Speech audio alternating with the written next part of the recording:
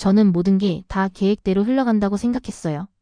24살의 저는 누구나 부러워할 만한 삶을 살고 있었죠. 마케팅 회사에서 괜찮은 직장도 있었고, 교외에 아늑한 아파트도 있었고, 무엇보다 마크가 있었어요. 우리는 3년을 사귀었고, 6개월 전 그가 우리가 자주 가던 레스토랑에서 무릎을 꿇었어요. 저는 망설임 없이 예스라고 대답했죠. 그날 밤 언니 제시카도 거기 있었어요. 언니는 저를 꽉 안아주며 귓가에 속삭였어요. 정말 행복하다고. 저는 그 말을 믿었죠. 결혼식은 그해 가을로 잡혀 있었어요. 10월 23일. 장소도 예약했고 드레스도 맞췄고 청첩장도 발송 준비가 끝났어요. 엄마는 저와 함께 꽃을 고르고 좌석 배치도를 의논하느라 몇 시간씩 보냈죠. 아빠는 이 결혼식에 돈이 얼마나 드는지 농담을 했지만 그분의 눈에서 자랑스러움이 보였어요. 제시카는 제 들러리가 되기로 했어요. 언니는 저랑 같이 케이크 시식도 하고 냅킨 색깔부터 DJ 플레이리스트까지 모든 걸 의논해줬어요. 인생은 완벽했어요. 아니, 그렇다고 생각했죠. 그건 6월의 어느 화요일 오후였어요. 편두통 때문에 일찍 퇴근했죠. 그저 약국에 들러 진통제를 사고 마크에게 깜짝 저녁이라도 만들어줄까 했어요. 그런데 먼저 언니 집에 들러야겠다는 생각이 들었어요. 언니가 요즘 힘든 시기를 보내고 있다고 했거든요. 적어도 부모님이 계속 그렇게 말씀하셨어요.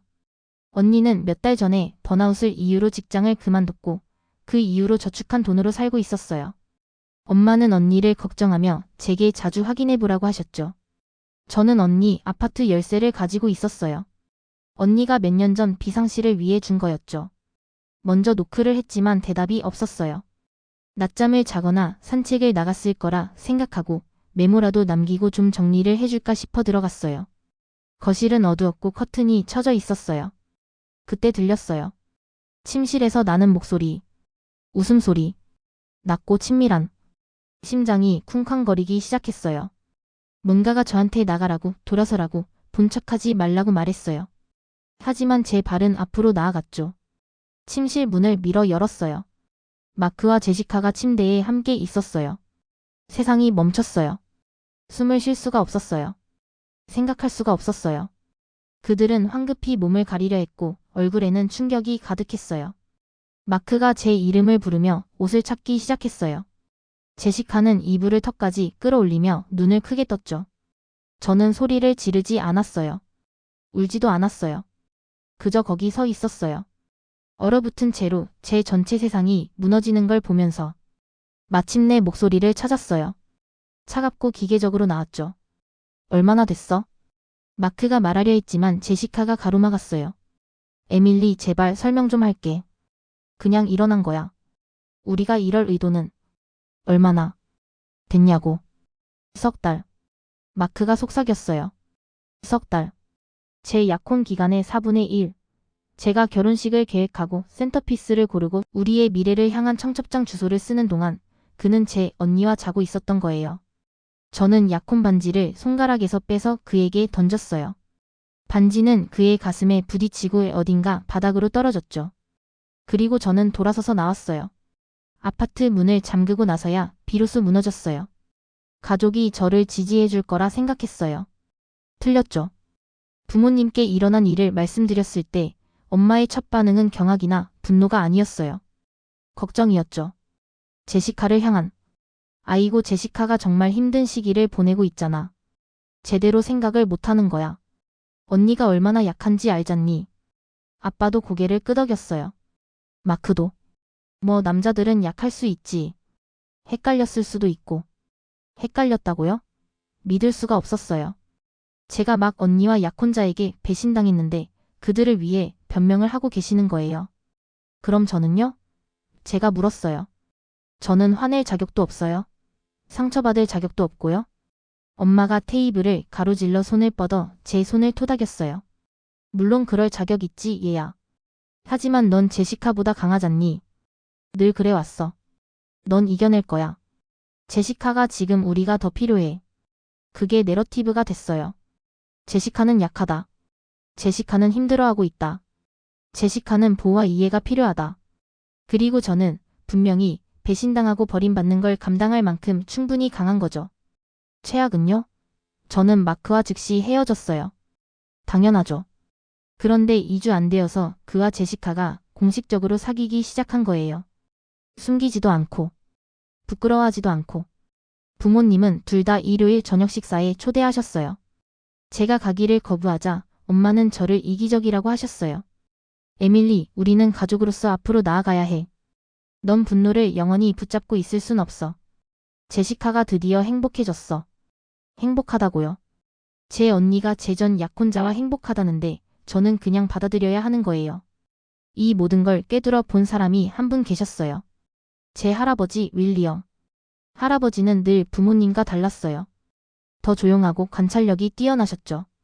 부모님이 제시카의 모든 기분 변화와 드라마틱한 에피소드에 열광하는 동안 할아버지는 가만히 지켜보셨어요. 이별 후 2주가 지났을 때 할아버지가 전화하셨어요. 에밀리, 내일 나랑 점심 먹자. 우리 둘만. 할아버지가 제일 좋아하시는 다이너에서 만났어요. 빨간 비닐 부스와 최고의 애플파이가 있는 작은 곳이었죠. 미국의 전통적인 식당 스타일인 다이너는 간편하게 식사할 수 있는 동네 음식점 같은 곳이에요. 할아버지는 시간을 낭비하지 않으셨어요. 내 부모님이 틀렸어. 단도직입적으로 말씀하셨죠. 너한테 일어난 일은 용서할 수 없는 거야. 제시카가 힘들다고 해서 내 인생을 망칠 권리가 생기는 게 아니고 마크는 그런 짓을 한 비겁자야. 저는 그 부스에서 바로 울기 시작했어요. 2주 만에 처음 듣는 인정의 말이었거든요. 할아버지가 테이블을 가로질러 손을 뻗어 제 손을 꽉 잡아주셨어요. 억지로 그 두 사람을 용서할 필요 없어, 에밀리. 그 두 사람이 스스로 잘못을 깨닫고 잘못을 빌 때까지는 말이야. 그런데 내가 본 바로는 그들은 시도조차 안 했어. 엄마는 제가 강해야 한대요. 가족을 생각해야 한다고요. 강하다는 게 문 앞에 매트가 되라는 게 아니야. 할아버지가 단호하게 말씀하셨어요. 그리고 가족이라는 건 널 보호해야 하는 거지. 다른 사람 편의를 위해 널 희생시키는 게 아니야. 그날 우리는 3시간을 대화했어요. 할아버지는 당신의 인생에 대해, 힘든 선택들에 대해, 떠나보내야 했던 사람들에 대해 말씀해 주셨어요.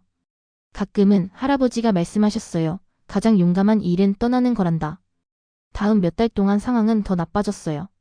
제시카와 마크는 어디에나 있었어요.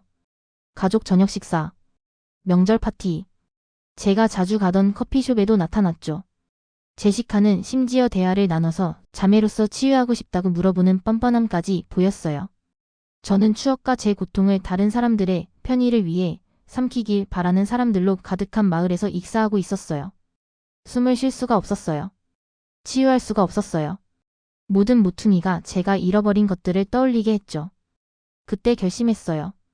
떠나겠다고. 단지 동네만이 아니에요. 도시만도 아니고. 저는 이 삶과 제 사이에 3,000마일을 두기로 했어요. 미국은 너무 넓어서 동부에서 서부까지가 약 5,000km나 되거든요. 서부 해안에 있는 회사들에 지원서를 냈어요. 한 달 만에 시애틀에서 제안을 받았죠. 아무도 제 이야기를 모르는 도시에서의 새로운 시작. 전 약혼자와 언니가 손을 잡고 있는 걸 계속 마주치지 않아도 되는 곳에서 재건할 수 있는 기회였어요.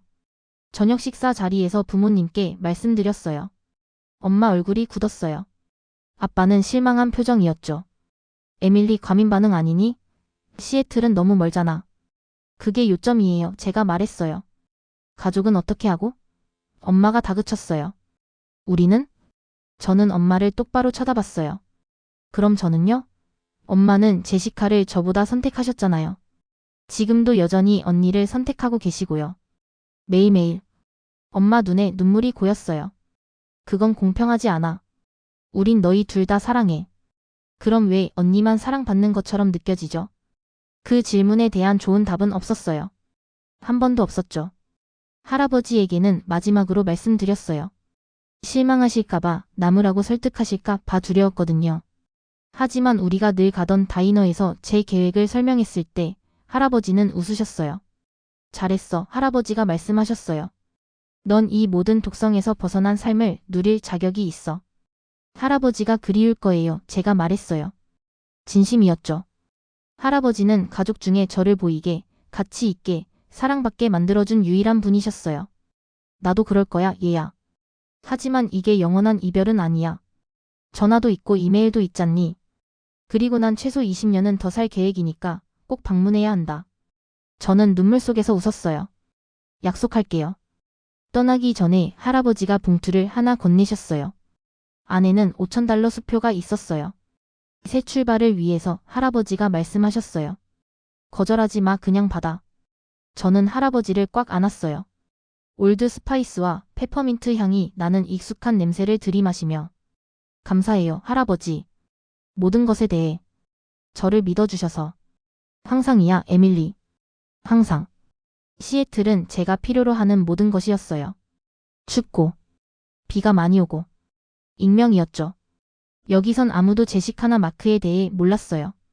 아무도 저를 불쌍히 여기거나 용서할 수 없는 것을 용서하길 기대하지 않았어요. 저는 그냥 에밀리였어요. 한 스타트업 기술 회사의 신입 마케팅 코디네이터로 버스 시스템을 파악하고 캐피톨 힐에서 최고의 커피숍을 찾으려 애쓰는 첫 해는 힘들었어요. 외로웠죠. 할아버지가 엄청 그리웠어요. 하지만 천천히 치유되기 시작했어요. 직장에서 친구를 사귀었어요. 북클럽에 가입했죠. 주말에는 하이킹을 시작했고 도시를 둘러싼 상가숲을 탐험했어요. 할아버지는 매주 일요일마다 전화하셨어요. 할아버지의 한 주에 대해 말씀해 주시고 제 이야기를 물으시고 제가 먼저 꺼내지 않는 한 부모님이나 제시카에 대해선 한 번도 언급하지 않으셨어요. 가끔 케어 패키지를 보내주셨어요. 직접 만드신 쿠키, 우리 함께 찍은 옛날 사진들, 제가 좋아할 것 같은 책들. 그쪽은 어때요? 제가 한 번은 물었어요. 제가 떠난 지 약 2년 후였죠. 솔직히 나도 그들을 별로 안 봐, 할아버지가 말씀하셨어요. 내가 그들이 일을 처리한 방식을 인정하지 않는다고 분명히 했거든. 내 엄마가 그걸 좋아하지 않았지. 할아버지, 저 때문에 할아버지와 다른 가족들 사이에 문제를 만들고 싶지 않아요. 에밀리, 넌 아무것도 만들지 않았어. 그들이 만든 거야. 그리고 난 내 원칙을 지킬 만큼 충분히 노련하고 완고하단다. 3년째가 되었을 때 저는 2번 승진했어요. 작지만 가까운 친구 그룹이 생겼죠. 심지어 다시 데이트를 시작했어요. 진지한 건 아니었고 그냥 커피 데이트와 영화 보기 정도였어요. 다시 실내의 물을 테스트하는 거였죠. 제 치료사는 제가 훌륭한 진전을 보이고 있다고 했어요. 저는 이제 옛날 삶에 대해 거의 생각하지 않았어요. 생각할 때도 먼 것처럼 느껴졌어요. 다른 누군가에게 일어난 일처럼. 11월 초 목요일 아침이었어요. 전화가 울렸죠. 모르는 번호였어요. 거의 받지 않을 뻔했지만 뭔가가 전화를 받게 했어요. 에밀리 패터슨 씨신가요? 여성의 목소리였어요. 전문적이고 부드러웠죠. 네? 제 이름은 카렌 밀러예요. 머시 병원에서 전화드렸습니다. 유감스럽게도 할아버지 윌리엄 패터슨 님께서 어젯밤 수면 중 평화롭게 돌아가셨다는 소식을 알려드립니다. 세상이 기울었어요. 저는 부엌 바닥에 주저앉았고 전화기를 귀에 대고 있었지만 말을 할 수가 없었어요. 87세셨습니다. 여성이 부드럽게 계속 말했어요. 평화롭게 가셨어요. 고통 없이. 장례 준비는 모리슨 장례식장에서 진행 중입니다. 삼가 조의를 표합니다. 어떻게든 감사를 표했고 전화를 끊었어요. 그리고 부엌 바닥에서 1시간 동안 흐느꼈어요. 할아버지가 가셨어요. 제 유일한 동맹, 유일하게 변함없이 지지해준 분, 모든 것을 겪는 동안 무조건적으로 저를 사랑해준 유일한 사람 할아버지가 가신 거예요. 장례식을 위해 고향으로 날아갔어요. 떠난 지 4년 만에 다시는 돌아오지 않겠다고 맹세했던 마을로 돌아온 거예요. 장례식장은 사람들로 가득했어요. 할아버지는 지역사회에서 사랑받는 분이셨거든요. 고등학교 역사 선생님으로 50년을 보내시면 그렇게 되죠. 당연히 부모님도 계셨어요. 엄마는 더 늙어 보였고 더 피곤해 보였어요. 아빠 머리는 거의 완전히 회색이 되었고요. 그들은 저를 보고 조심스럽게 다가왔어요. 에밀리, 엄마가 말했어요. 보니 좋구나. 안녕하세요, 엄마. 아빠. 대화는 어색하고 불편했어요. 비행기, 날씨, 방 안의 코끼리 말고는 뭐든 교환했죠. 그때 그녀가 보였어요. 검은 드레스를 입은 제시카가 마크의 손을 잡고 있었어요. 그들은 이제 결혼했다고 들었어요. 큰 결혼식은 없었고 그냥 법원에서 간단히 했다고요. 미국에서는 법원에서 간단한 서류 절차만으로 결혼할 수 있거든요. 제시카의 눈이 방 건너편에서 제 눈과 마주쳤어요. 순간 그곳에서 죄책감을 본 것 같았어요. 하지만 곧 눈을 돌렸고 마크가 그녀를 더 가까이 끌어당겼죠. 저는 장례식 내내 할아버지를 알았던 낯선 사람들에 둘러싸여 가족을 피했어요. 그게 더 쉬웠거든요. 장례식 3일 후 우리는 변호사 사무실에 모였어요. 유언장 낭독을 위해서요. 저는 거의 가지 않을 뻔했어요. 돈에는 관심이 없었거든요. 하지만 뭔가가 할아버지가 제가 거기 있길 원하실 거라고 말했어요. 변호사인 핸더슨 씨는 친절한 눈을 가진 나이 든 신사였어요. 우리를 앉게 했죠. 엄마와 아빠가 한쪽에, 제시카와 마크가 다른 쪽에, 그리고 저는 혼자 따로 의자에 앉았어요. 핸더슨 씨가 폴더를 열고 목을 가다듬었어요.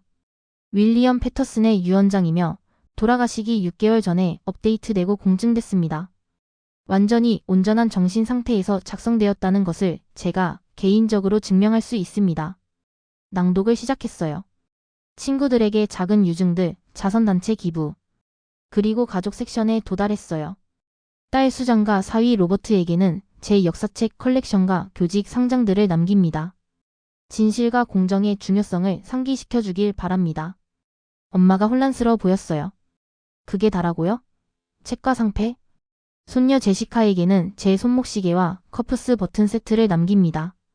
커프스 버튼은 셔츠 소매에 다는 고급 단추 장식이에요. 제시카 얼굴이 붉어졌어요. 시계와 커프스 버튼? 그게 전부라고요? 핸더슨 씨가 멈추고 저를 보더니 계속했어요. 사랑하는 손녀 에밀리에게는 제 남은 재산 전부를 남깁니다. 여기에는 메이플 드라이브 4782번지에 있는 제 집이 포함되며 현재 약 40만 달러 정도로 평가됩니다. 약 70만 달러로 평가되는 투자 포트폴리오. 총 15만 달러의 저축 계좌. 그리고 위에서 특별히 명시되지 않은 모든 개인 재산. 방이 조용해졌어요. 그게 120만 달러라고요? 아빠가 충격에 빠져 말했어요. 핸더슨 씨가 고개를 끄덕였어요. 대략 그렇습니다. 제시카가 벌떡 일어났어요. 말이 안 돼요. 왜 할아버지가 에밀리한테만 모든 걸 남기셨어요? 핸더슨 씨가 다른 종이를 꺼냈어요. 패터슨 씨께서는 질문이 있을 경우를 대비해 개인 편지를 남기셨습니다. 읽어드릴까요? 아무도 말이 없자 그가 읽기 시작했어요. 내 가족에게 만약 이걸 듣고 있다면 내 결정에 의문을 품고 있다는 뜻이겠지. 분명히 말하마. 에밀리는 너희 중 유일하게 옳은 일을 위해 일어설 용기가 있었던 사람이야. 가장 믿었던 사람들에게 배신당했을 때 그녀는 자신의 존엄성을 타협하지 않았어. 가족 충성으로 포장된 잔인함을 받아들이지 않았지. 모든 것을 잃는 대가를 치르더라도 독성에서 벗어나는 길을 선택했어. 제시카, 넌 내 동생을 황폐화시킨 선택을 했고 사과하지 않았어. 수장과 로버트, 너희는 에밀리의 안녕보다 제시카의 감정을 보호하는 쪽을 택했어. 에밀리에게 그녀의 고통이 동생의 편안함보다 덜 중요하다고 가르쳤지. 에밀리는 무에서 자신의 삶을 재건했어. 내 도움을 요청하지 않았지만 나는 기꺼이 줬지. 그녀는 4년 전에 지지를 받을 자격이 있었고 지금 이 유산을 받을 자격이 있어. 이건 너희 나머지 사람들에 대한 처벌이 아니야. 에밀리의 강인함과 인격에 대한 인정이지. 이 정보를 가지고 원하는 대로 하렴. 하지만 이 결정은 명료한 정신과 충만한 마음으로 내려진 것임을 알아라. 뒤따른 침묵은 기가 먹먹할 정도였어요. 전화가 울리기 시작하는데 정확히 4시간이 걸렸어요. 먼저 엄마. 에밀리, 우리 이거 얘기해야 해. 가족은 나눠야 하는 거야. 할아버지가 분명히 제대로 생각하고 계시지 않았던 거야. 할아버지는 완벽하게 제대로 생각하고 계셨어요, 엄마.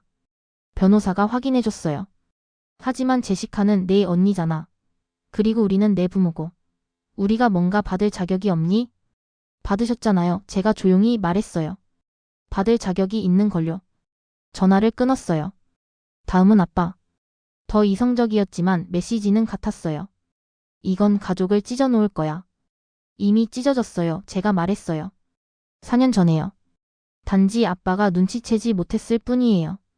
제가 피를 흘리고 있었으니까요. 제시카는 문자를 보냈어요. 수십 개나요. 충격으로 시작해서 분노로 이동하고 절망으로 끝났죠. 어떻게 나한테 이럴 수 있어? 난 내 언니야. 내가 실수했지만 용서받을 자격은 없어? 마크까지 전화했어요. 뻔뻔했죠. 있잖아, 내가 망쳤다는 거 알아. 하지만 제시카가 정말 도움이 필요해. 재정적으로 좋지 않거든. 뭐라도 좀 줄 수 없어? 답장도 하지 않고 그의 번호를 차단했어요. 전화는 계속 왔어요. 몇 년 동안 연락하지 않았던 사촌들, 가족 친구들, 심지어 제시카의 치료사까지. 모두 같은 메시지의 변형이었어요. 돈을 나눠라. 가족을 생각해라. 이기적이지 마라. 이기적. 또 그 단어네요. 유언장 낭독 2주 후 변호사로부터 편지를 받았어요. 제시카가 유언장에 이의를 제기한다는 거였어요. 할아버지가 부당하게 영향을 받았다고, 온전한 정신 상태가 아니었다고, 제가 할아버지를 조종했다고 주장했죠. 저도 변호사를 고용했어요. 챔 변호사님은 날카롭고 경험이 많았으며 제시카의 주장에 전혀 감명받지 않았어요. 할아버지와의 관계를 증명할 증거가 있나요? 그녀가 물었어요. 저는 4년간의 통화 기록을 보여줬어요. 매주 통화, 때로는 주에 2번씩. 이메일들, 케어 패키지 사진들, 할아버지가 생일, 명절 아무 이유 없이 보내준 카드들, 책, 역사, 인생에 대한 문자 메시지 대화들. 동생은요? 저는 제시카의 소셜미디어를 보여줬어요. 4년 동안 할아버지를 정확히 3번 언급했어요. 생일 게시물들 의무적이고 간략했죠. 챔 변호사님이 미소 지었어요. 이건 쉬울 거예요. 맞았어요. 판사는 증거를 한번 보고 제시카의 이의 신청을 기각했어요. 할아버지는 완전히 온전했어요. 변호사와 여러 번 만나셨고요. 당신의 이유를 명확하게 논의하셨죠. 그리고 남기신 편지가 의도를 분명하게 했고요. 제시카의 변호사는 고집 부리지 말라고 조언했지만 제시카가 고집을 부렸어요. 이제 제시카는 법률 수수료로 $10,000를 잃었고 얻은 건 아무것도 없었죠. 한 번 더 돌아갔어요. 그들을 위해서가 아니에요. 저를 위해서였죠. 마무리가 필요했어요. 모두에게 커피숍에서 만나자고 했어요. 중립지대였죠. 엄마, 아빠, 제시카, 마크 모두 나타났어요. 그들은 희망과 분노가 섞인 눈으로 저를 봤어요. 시간을 낭비하지 않았어요. 몇 주 동안 이 연설을 리허설했거든요. 4년 전 제 인생이 무너졌어요. 제시카 언니는 제 약혼자와 잤어요. 엄마, 아빠 두 분은 언니를 감쌌죠. 제게는 강해야 한다고, 용서해야 한다고, 가족을 생각해야 한다고 말씀하셨어요. 제가 집에서 울고 있을 때 제 전 약혼자를 가족 저녁 식사에 초대하셨죠. 언니 편안함을 제 고통보다 우선시하셨어요. 매번. 제가 떠났을 때 단 한 분도 사과하지 않으셨어요. 단 한 번도 제대로 틀렸다고 말씀하신 적이 없어요. 이제 와서 가족이라고 말씀하시지만 진짜 가족이었다면 그때 제 편이 되어줬어야죠. 할아버지의 유산은 할아버지의 마지막 선택이에요. 그리고 저도 선택할 거예요. 여러분들과는 영원히 연을 끊겠어요. 제시카가 울기 시작했어요. 난 아팠어, 에밀리. 우울했어. 끔찍한 실수를 한 거야. 맞아요. 그랬죠. 그런데 사과하지 않았어요. 4년 동안 단 한 번도. 지금 사과하고 있잖아. 이제 돈이 걸려 있으니까요. 편리하네요. 엄마가 일어섰어요. 에밀리, 제발. 우리는 가족이야. 그게 아무 의미도 없니? 저는 한참 동안 엄마를 바라봤어요. 의미가 있었어요. 하지만 가족은 단순히 피만이 아니에요, 엄마. 나타나주는 거예요. 서로를 선택하는 거고. 서로를 보호하는 거예요. 제가 가장 필요할 때 저를 실망시키셨어요. 그리고 할아버지가 그걸 보셨죠. 그럼 이제 어쩌자는 거니? 아빠가 물었어요. 그냥 다 가질 거야? 내 동생이 힘들어하는 걸 지켜볼 거야? 제시카는 제 책임이 아니에요. 언니는 남편이 있는 성인이에요. 언니가 선택을 했고요. 저도 제 선택을 하는 거예요. 일어났어요. 직접 이렇게 말씀드리려고 왔어요. 그 정도는 빚진 것 같아서요. 하지만 이게 마지막이에요. 저는 시애틀로 돌아가요. 할아버지가 자랑스러워하실 삶을 할아버지의 선물로 만들 거예요. 그리고 저는 제 것이 아닌 죄책감을 짊어지는 건 끝났어요. 제시카가 제 팔을 잡으려 했어요. 제발, 에밀리. 애원할게. 저는 부드럽게 그녀의 손을 떼어냈어요. 4년 전에 애원했어야죠. 의미가 있었을 때. 그 커피숍을 나와서 뒤돌아보지 않았어요. 할아버지 집을 팔았어요. 간직하기엔 너무 고통스러웠거든요. 부동산이 아니라 제 마음속에 보존하고 싶은 추억들로 가득했으니까요. 매각 금액으로 총 유산은 거의 150만 달러가 되었어요. 그 돈으로 뭐든 할 수 있었어요. 일찍 은퇴하거나, 대저택을 사거나, 세계 여행을 하거나. 하지만 계속 할아버지를 생각했어요. 할아버지의 가치관들, 할아버지가 원하셨을 것들. 그래서 재단을 만들었어요. 윌리엄 패터슨 장학기금. 가족에게 배신당했지만 포기를 거부한 젊은이들을 위한 거예요.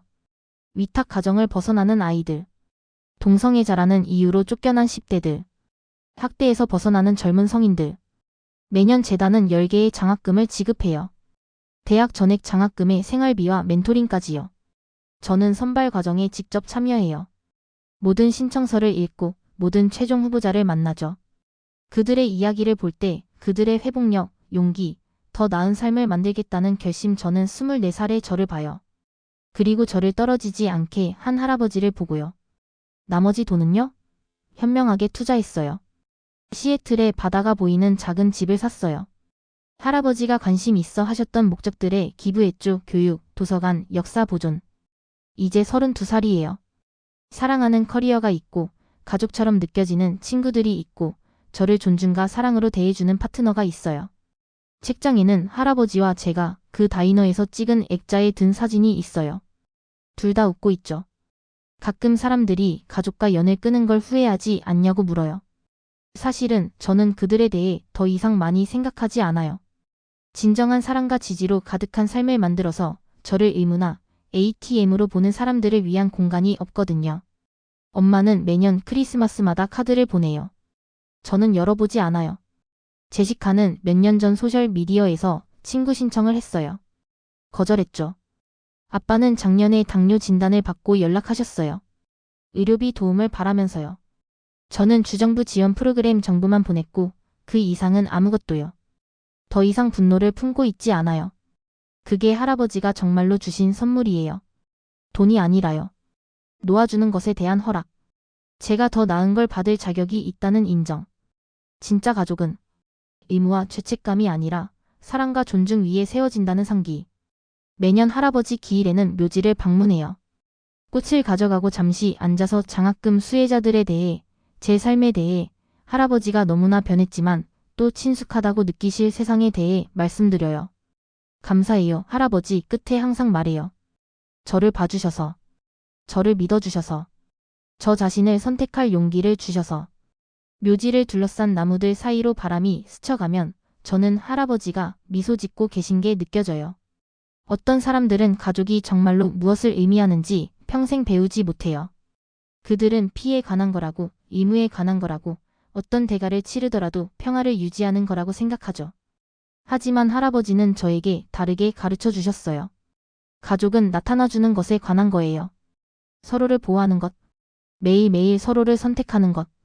그리고 가끔 가장 용감한 일은 스스로를 가족이라 부르지만 당신을 일회용품처럼 대하는 사람들로부터 걸어 나가는 거예요. 저는 걸어 나갔어요. 그리고 그들이 남긴 공간에 아름다운 무언가를 만들었어요. 그건 비극이 아니에요. 승리예요. 그리고 저는 알아요. 할아버지가 어디에 계시든 동의하실 거라는 걸. 이것은 할아버지의 마지막 선택이 제 인생을 어떻게 바꿨는지에 대한 이야기예요. 돈 때문이 아니라 그것이 상징하는 것 때문이에요. 사랑, 인정, 정의. 만약 여러분이 사과하지 않은 사람들을 용서하라는 말을 들어봤다면, 여러분을 보호하지 않은 사람들을 위해 강해야 한다는 말을 들었다면, 여러분을 선택하지 않은 가족을 위해 자신을 희생하라는 말을 들었다면 이 이야기는 여러분을 위한 거예요. 여러분은 더 나은 걸 받을 자격이 있어요. 그리고 자기 자신을 선택하는데 너무 늦은 때란 없어요. 우리의 삶을 형성하는 진실하고 날 것 그대로이고 놀라운 이야기들을 공유하는 인생극장 뒷이야기에서 이 이야기를 들어주셔서 감사합니다.